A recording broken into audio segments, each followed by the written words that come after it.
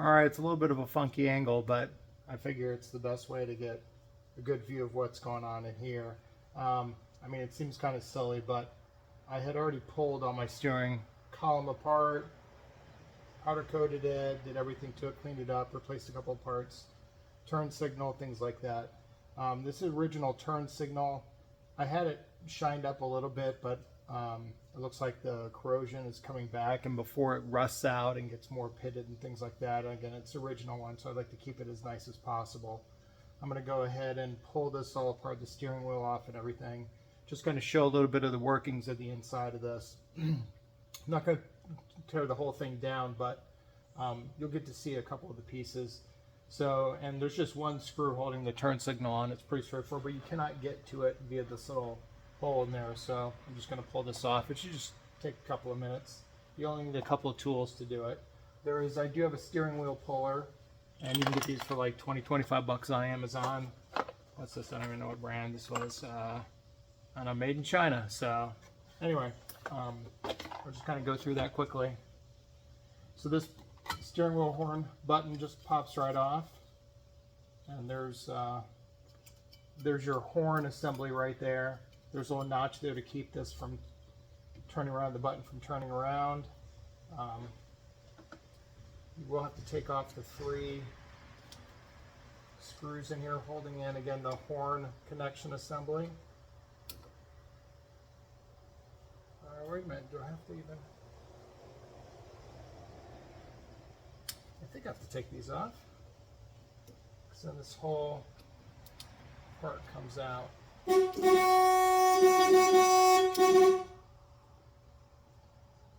Probably want to disconnect your horn first, but yep, it does have to come out. Alright, so there's this piece here, this goes on top of it. And this piece goes, the horn goes right in there. Again, this just isolates it so that when you push the horn,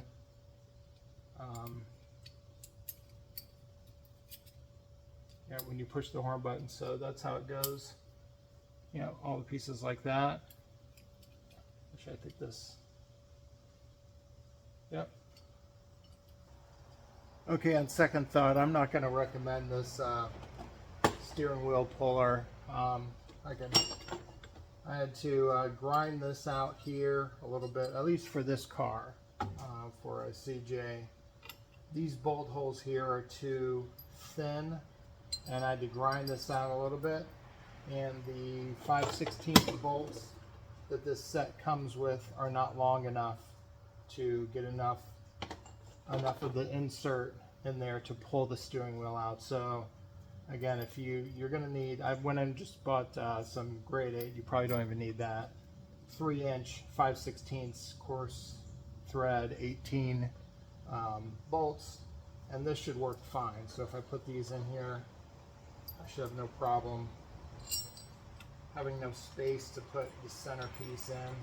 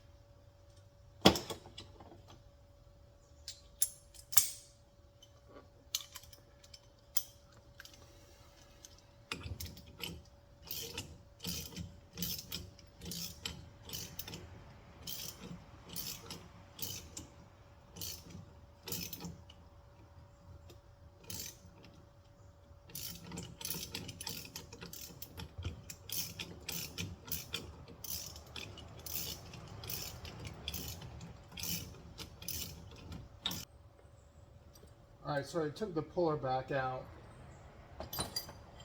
Yeah, the steering wheel does come off. Now it's fine. One thing I wanted to point out was that it only goes on one way because it's got to, for one orientation, for the horn button there. That's spring loaded. That just has to make metal contact to engage the horn. But the reason,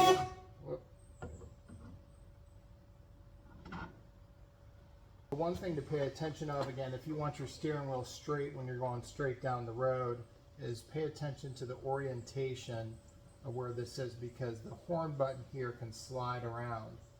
It can move from side to side a little bit depending on what's going on. I put a little mark here in Sharpie, just so that I would know to get the horn button exactly there so that the steering wheel gets on right. So just pay attention when you're pulling it apart to make sure you're getting the right in there. So from here you can see, from above, you can see the screw hole of the turn signal, but I can't get to it at all. So, so I still need to pull this off. And there's a ring in there, tension ring right in there, so I'm gonna have to get my pullers or my clamps out for that. So that ring in there is a bit of a pain in the butt to get out. So you can kind of see there, I was able to give myself a little bit of room. I put this nut here and the washer. I just had those extra with one of the bolts that came with the kit. And I just press this in a little bit. I just use the nut and the washer to press this down just a little bit. Give a little bit of room for that ring. And I just kind of, I'll have to do it again, but I just have to kind of press that in there and give myself a little bit of room. Then I'm going to use this other ring here to then walk it around.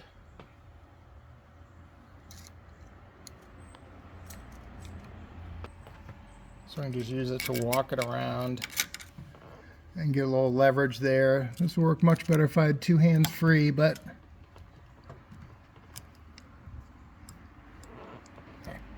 so I'm just gonna walk that around there and it'll eventually pop out.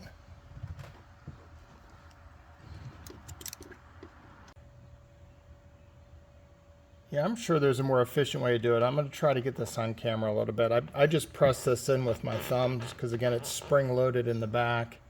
And I've got my pick in there. I have both ends out. And I'm wondering if I can't now walk this around a little bit.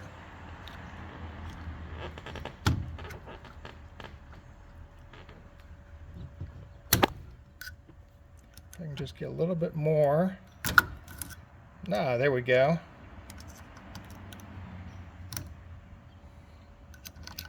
So just slowly, it's on there pretty tight, but now it just slips on off. All right, so here, I think this just gonna slide right out here. And there we go. Yeah, these things are a little bit painful. I have one of these things.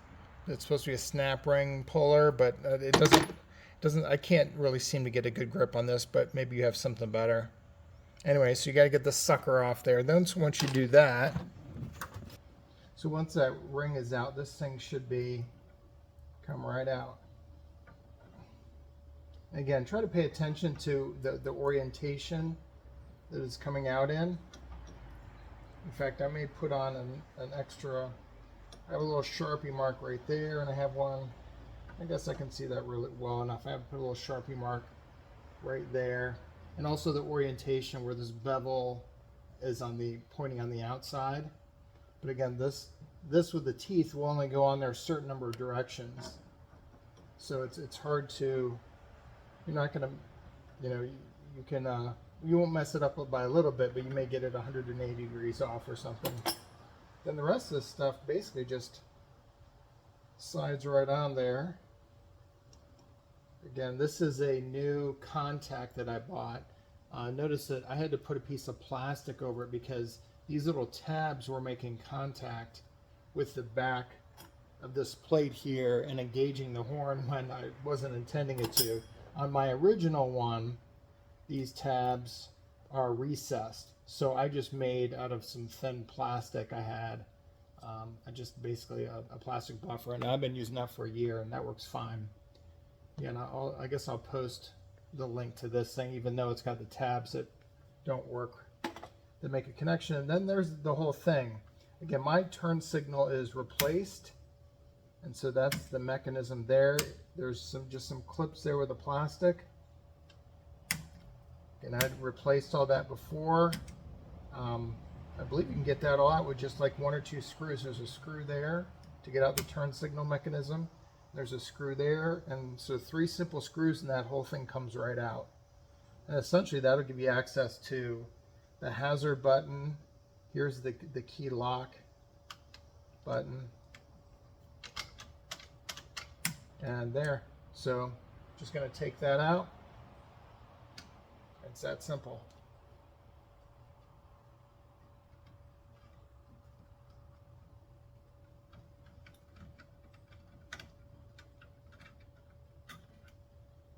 So there you go. I'll just put that back in there for now, but there's the turn signal lever. And I'm just going to put that on the polishing wheel or something and then do a quick clear coat on that, and then it's done. But again, this whole thing comes out.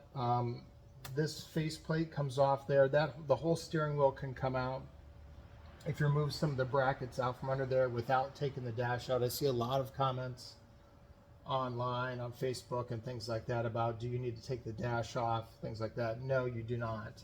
This thing will come right out. But again, there's some brackets underneath there that you have to remove from the steering column. But yeah, all those pieces will come out right here, like that turn signal, and that's most of it. And also the key mechanism too.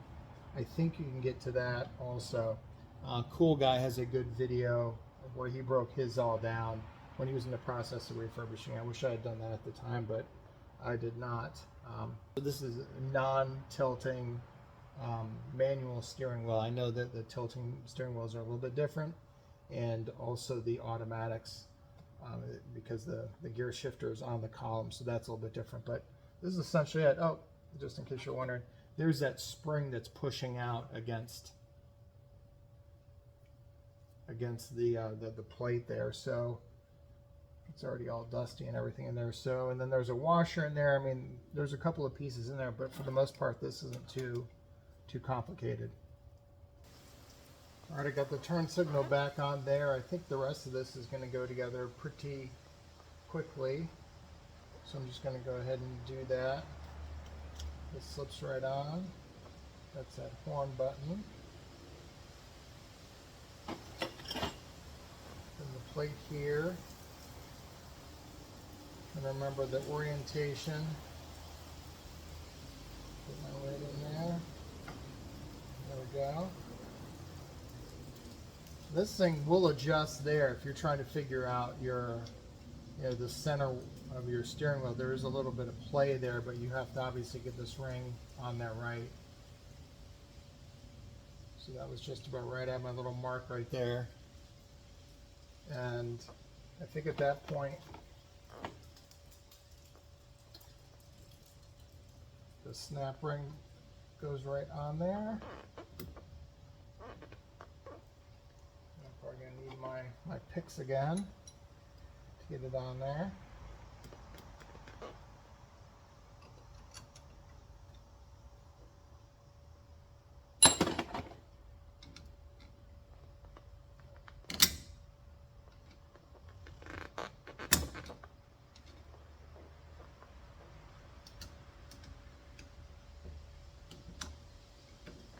There we go. And I think I can just do this with my thumbs. I can press that in enough that it's going to catch into that groove. You can kind of see again that's that spring. And slide the ring down.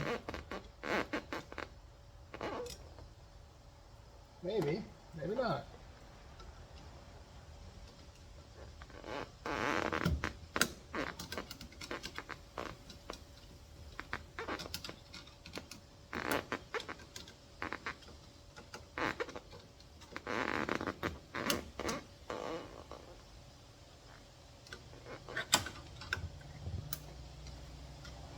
go. Yeah, that actually worked.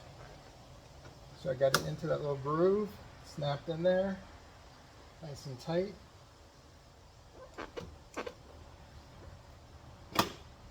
And then for the steering wheel, I think that's all that's needed at this point. There we go. And the horn button goes right through there.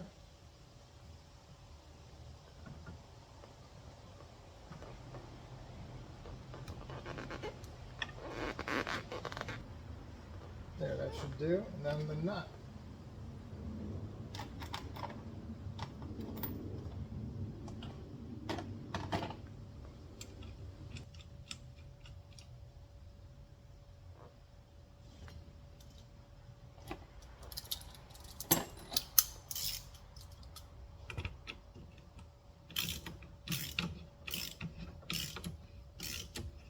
Now, so I don't try to use a puller or something to put it back on there if it gets loose at some point. Like I said, I've had it off a few times. If it gets loose at some point, I'll just pull the button off and tighten it up again. But that is on there pretty securely. I don't think I have any issues. Something else I wanted to mention real quickly. There's a little bit of a concave to the bendature. I don't know if you can see that. It's a little bit, but you want it to be so where it's the high side is out, the high inside is out towards you. Maybe that's a better way to put it. So yeah, so you gotta line up the 3 holes. Again, you're gonna hear your horn. I had to disconnect mine because I was messing around too much with it. But you can hear the clicking. I'm just gonna hold that, let that go. And again, this groove right here for this centerpiece goes to the top of your steering wheel. That's one way to check. And you know that the hole right there, you know you've got it lined up when you have the hole from your steering wheel pointed towards. So this fits right over. Again, I can hear the horn clicking. I just pulled the one wire that was on the horn. I'm not too worried about the battery right this second. Just want to get this in there. Yep, and these 3 screws just screw down. And that is pretty much it. That's all the hard stuff. And then it's all good to go. And the button goes back on. And that should be lined up. There you go. That's it. So it's pretty straightforward. Just removing the turn signal lever and getting the steering wheel off, and then you have access to the turn signal mechanism as well as the horn button and the mechanism on the inside there. Again, it's not too difficult to do that. I think you may actually be able to get to the key lock chamber as well. But again, you can pretty simple do that. You can just do it from inside. Again, you may have to modify. I got this thing for, I don't know, 20, 25 bucks. I might put a link to it in the description. But again, I had to modify a little bit with a little bit of grinding, get a little bit of 2 extra bolts. You can probably find a kit that has, for the same amount of money. There were bunches, as I recall, on there that were super cheap. It comes in handy for, I think it may actually, I can use this for the harmonic balancer puller as well. I'm not quite sure, but you know, these things are pretty useful for a couple different puller aspects of the Jeep. So, you know, if this was helpful at all, go ahead and give it a like. Subscribe if you want to see some of the other videos. I will be doing a rebuild of my 258 in a couple of months, so go ahead and subscribe if you want to take a look at those videos and want to get notified about them. Replacing the rings and basically just doing a whole rebuild on it. But yeah, that will be coming out in a couple of months.